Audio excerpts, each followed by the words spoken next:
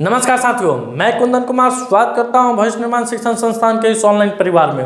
दोस्तों, आज के इस सेशन में हम देखेंगे कल के दिनों में घटित देश विदेश में राष्ट्रीय एवं अंतर्राष्ट्रीय खबरें जो आपके किसी भी परीक्षा के दृष्टिकोण से बेहद ही महत्वपूर्ण है। साथ ही साथ देखेंगे दोस्तों, हर एक क्वेश्चन से कुछ ना कुछ इंपॉर्टेंट फैक्ट बताया जाएगा जिसको आपको नोट करते चलना है, और वीडियो के लास्ट में आपसे क्वेश्चन भी पूछा जाएगा जिसका उत्तर आपको कॉमेंट सेक्शन में जाकर देना है। दोस्तों, अभी बिहार के सरजमी पे, बिहार के धरती पे जितना मौसम ठंडा है उतना ही कहीं राजनीतिक गलियारा गर्म हो गया है।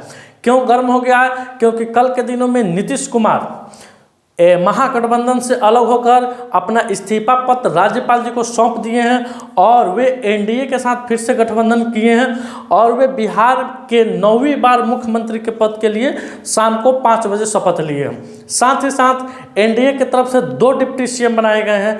जो पहले डिप्टी सीएम से उनको नहीं बनाया गया। पहले वाले डिप्टी सीएम थे तारकिशोर प्रसाद और रेणु देवी।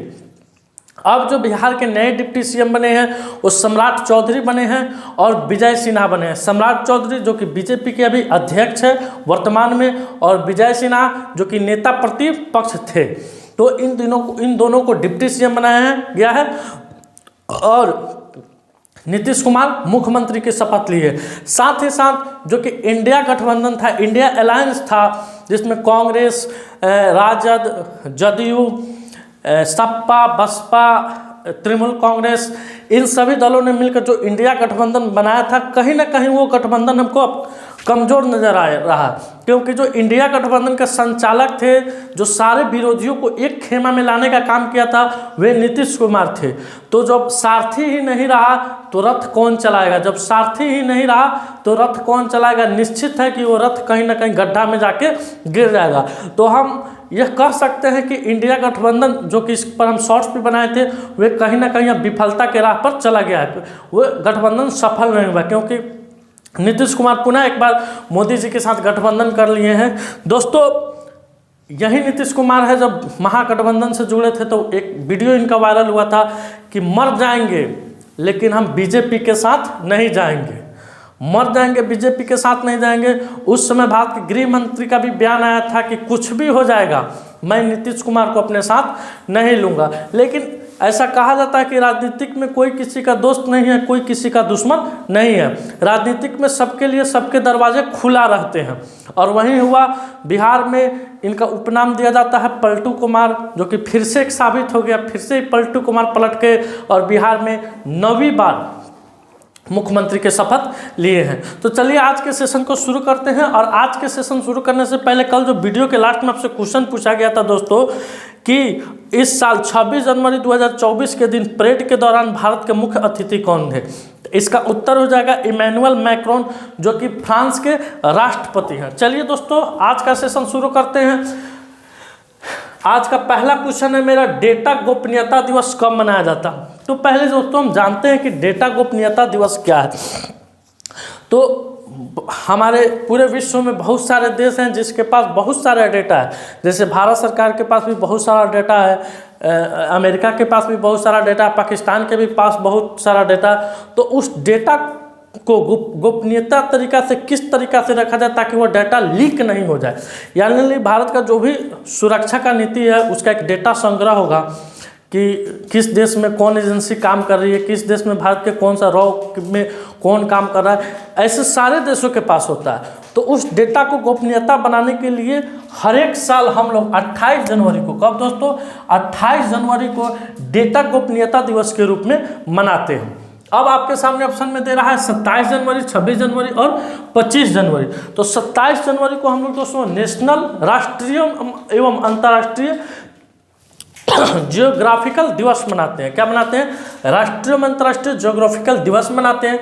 26 जनवरी को दोस्तों हम लोग गणतंत्र दिवस मनाया, भारत अपना 75वां गणतंत्र दिवस मनाया।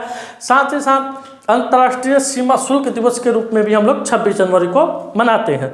उसके बाद है दोस्तों 25 जनवरी। 25 जनवरी को हम लोग मतदाता दिवस के रूप में मनाते हैं।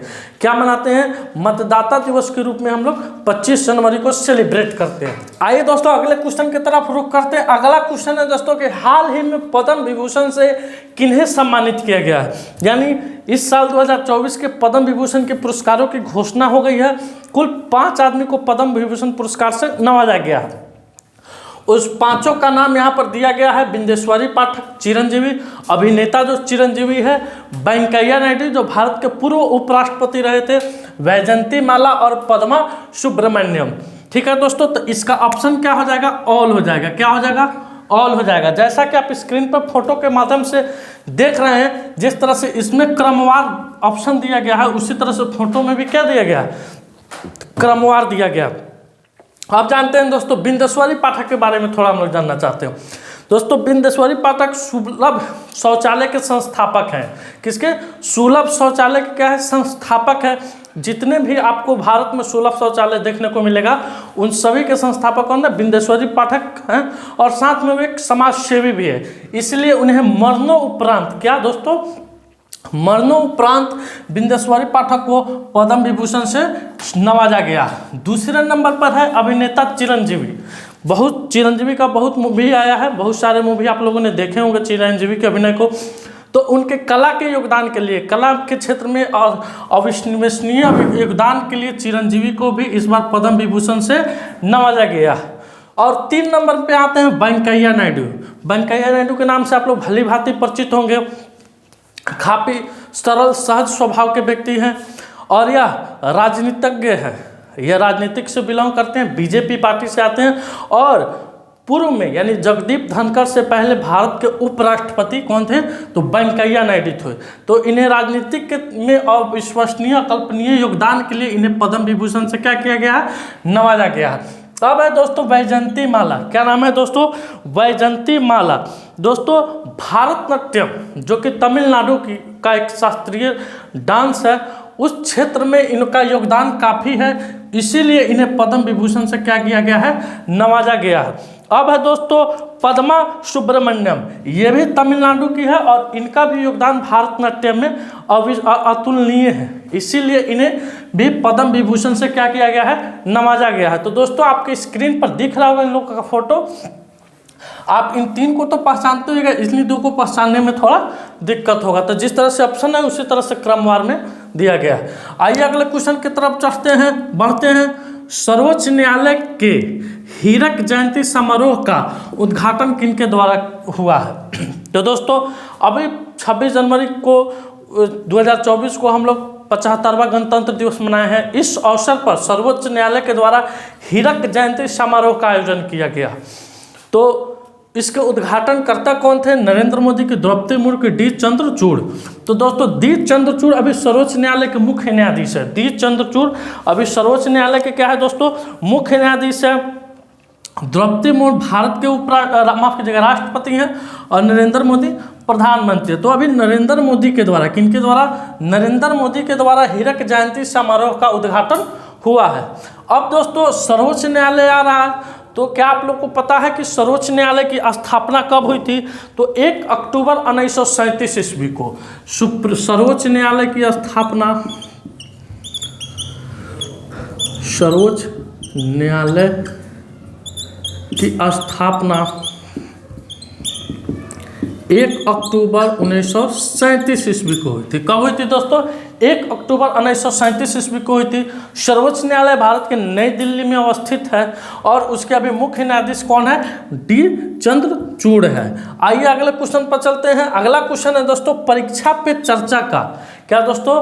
परीक्षा पे चर्चा का 7वां संस्करण का आयोजन कहाँ होगा? तो दोस्तों, परीक्षा पे चर्चा के 7वें संस्करण का आयोजन भारत मंडप में होगा कि प्रगति मैदान में होगा कि टाउन हॉल दिल्ली में होगा? इतना तो आप सभी जानते हैं कि इसका आयोजन दिल्ली में होगा। अब भारत मंडप में होगा कि प्रगति मैदान में होगा कि टाउन हॉल दिल्ली में होगा? तो दोस्तों, इसका आयोजन भारत मंडप में होगा। कहाँ होगा दोस्तों? भारत मंडप में होगा। भारत मंडप का गत वर्ष ही G20 शिखर सम्मेलन में इस भारत मंडप का उद्घाटन किया गया था और जितने भी G20 में जितने भी देश के प्रतिनिधि भाग लिए थे, तो G20 का सबमिट कहाँ हुआ था? इसी भारत मंडप में हुआ था। और आपको एक बात और याद होनी चाहिए कि दुनिया का सबसे बड़ा नटराज मूर्ति की स्थापना कहाँ हुई थी? तो वो भी भारत मंडप में हुई थी। और इसका उत्तर क्या हो जाएगा, भारत मंडप हो जाएगा। दोस्तों इसमें कितने करोड़ विद्यार्थी हिस्सा ले रहे हैं, ये जो परीक्षा पे चर्चा प्रधानमंत्री जी के द्वारा हर एक साल किया जाता है जनवरी माह में, तो इसमें जनवरी के अंतिम माह में लिया जाता है। तो इस बार का ये कब होगा, तो 29 जनवरी को होगा। कब होगा दोस्तों, 29 जनवरी को होगा। तो इसमें कुल कितने बच्चे हिस्सा लिए हैं, तो 2.26 करोड़, कितना 2.26 करोड़ बच्चा इसमें क्या ले रहा है, पार्टिसिपेट कर रहा है। तो एक साथ ही इतने बच्चों को संबोधित नहीं कर सकते हैं, तो इसीलिए इसको पार्ट बाय पार्ट बांटकर इसको संबोधित किया जाए। तो पहला होगा भारत मंडप में भी होगा, प्रगति मैदान में भी होगा, टाउन हॉल में भी होगा। अब प्रगति मैदान में कब होगा, टाउन हॉल में कब होगा, इसके बारे में भी जैसे सूचना मिलेगी आपको बता दिया जाएगा। फिलहाल 29 जनवरी को भारत मंडप में होगा। आइए अगले क्वेश्चन पर चलते हैं। वन लाइनर है, नाटो का सबसे बड़ा सैन्य अभ्यास स्ट्रीट फास्ट डिफेंडर 2024 90,000 सैनिकों ने मिलकर शुरू किया। यह दुनिया का सबसे बड़ा युद्ध अभ्यास होता है।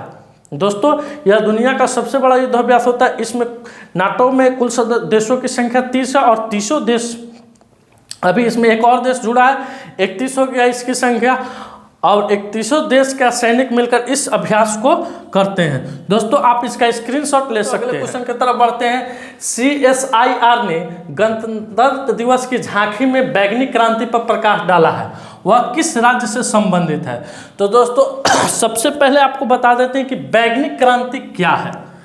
इसका आंसर जानने से पहले हम लोग जान लेते हैं बैगनी क्रांति क्या है। तो दोस्तों जम्मू कश्मीर में एक लेवेंडर नामक पौधा है जो बैगनी कलर का है, देखने में बेहद खूबसूरत है। उसी को बढ़ावा देने के लिए वहाँ पे बैगनी क्रांति, क्या दोस्तों, बैगनी क्रांति, चूंकि वह बैगनी कलर का है इसीलिए बैगनी क्रांति, क्वेश्चन सेट है सर, बैगनी क्रांति दिया गया। तो उस पर गणतंत्र दिवस के अवसर पर एक झांकी भी निकाला गया था जिसका नाम क्या रखा गया, बैगनी क्रांति। वह किस राज्य से संबंधित है, तो जम्मू कश्मीर राज्य से संबंधित है। दोस्तों लेवेंडर से तेल बनाया जाता है, लेवेंडर का तेल आता है, तेल बनाया जाता है। तो उसके उत्पादन को प्रोत्साहन देने के लिए उसे क्या किया गया है, बैगनी क्रांति का रूप दे दिया गया है। आइए दोस्तों अगले क्वेश्चन पर चलते हैं। किस देश की सरकार ने 22 जनवरी को अयोध्या राम दिवस घोषित किया है। तो दोस्तों ये ऐसे देश का सरकार ने किया है जिससे अभी इंडिया को काफ़ी खटपट चल रहा था, काफ़ी राजनीतिक उतार चढ़ाव देखने को मिल रहा था, लेकिन उनकी तरफ से यह कदम उठाया गया है। तो ये वाकई सराहनीय कदम होगा और हम सबको इसका मिलकर स्वागत करना होगा। तो अभी कनाडा के प्रधानमंत्री द्वारा, किसके प्रधानमंत्री द्वारा दोस्तों, कनाडा के प्रधानमंत्री जस्टिन ट्रूडो, क्या है दोस्तों, जस्टिन ट्रूडो के द्वारा। अभी आपने देखा होगा कि पिछले साल नवंबर में G20 का समिट हुआ था, तो उनका प्लेन खराब हो गया था, तो उनको कितना तकलीफ हुआ था। और भारत कनाडा के रिश्ते के बीच में बहुत सारा खटास भी बीच में पैदा हुआ था, आपको सिख समुदाय को लेकर, खालिस्तानी समर्थक को लेकर। तो उन सभी के बीच में कनाडा के प्रधानमंत्री जस्टिन ट्रूडो के द्वारा यह घोषणा किया गया है कि 22 जनवरी को कनाडा में अयोध्या राम दिवस के रूप में घोषित किया गया, यानी उस दिन कनाडा वासी अयोध्या राम दिवस के रूप में मनाएंगे। तो इसका उत्तर क्या हो जाएगा, कनाडा हो जाएगा।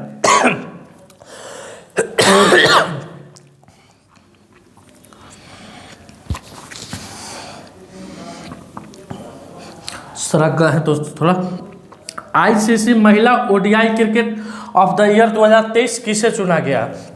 तो दोस्तों ICC ने अपना पुरस्कारों का घोषणा शुरू कर दिया है। तो इसी क्रम में ICC महिला ODI cricket of the year 2023 किसे चुना गया है, चमारी अथापतु, दीप्ति शर्मा की बेथ मुनी को। तो इसका करेक्ट उत्तर हो जाएगा चमारी अथापतु। दोस्तों ये श्रीलंका देश की खिलाड़ी है, महिला खिलाड़ी है, बैट्समैन है। दीप्ति शर्मा, इन्हें दिसंबर माह का बेस्ट प्लेयर का अवार्ड मिला गया है, और बेथ मुनी इन्हें बेस्ट कीपरिंग का अवार्ड मिला है। क्या दोस्तों, बेस्ट कीपर, विकेट कीपर का अवार्ड इन्हें कीपर का अवार्ड मिला है। आइए अगले क्वेश्चन पर चलते हैं। OnePlus इंडिया ने 5G इनोवेशन स्थापित करने के लिए किसके साथ सहयोग किया है, रिलायंस जियो के साथ कि VI के साथ कि एयरटेल के साथ। तो इसका उत्तर हो जाएगा रिलायंस जियो। OnePlus और रिलायंस जियो आपस में मिलकर 5G को बढ़ाने के लिए एक समझौता पर हस्ताक्षर किए हैं। दोस्तों आप इसका स्क्रीनशॉट ले सकते हो। दोस्तों आज का मेरा जो क्वेश्चन है, बिहार के किस अस्पताल को स्वच्छता में प्रथम पुरस्कार मिला है? शेखपुरा सदर अस्पताल, पटना सदर अस्पताल, रामजानकी हॉस्पिटल और बेगूसराय सदर अस्पताल। इसका करेक्ट उत्तर आपको कमेंट सेक्शन में जाकर देना है। दोस्तों आज का सेशन मेरा यहीं समाप्त हुआ। यह वीडियो आपको अच्छा लगे वीडियो को लाइक कीजिएगा, शेयर कीजिएगा, और जो क्वेश्चन पूछा जाता है या वीडियो के बीच बीच में क्वेश्चन पूछा जाए या वीडियो के लास्ट में जो भी क्वेश्चन पूछा जाता है उसका उत्तर आपको कमेंट सेक्शन में जाकर देना है। मिलते हैं आपसे अगले वीडियो में, तब तक के लिए धन्यवाद।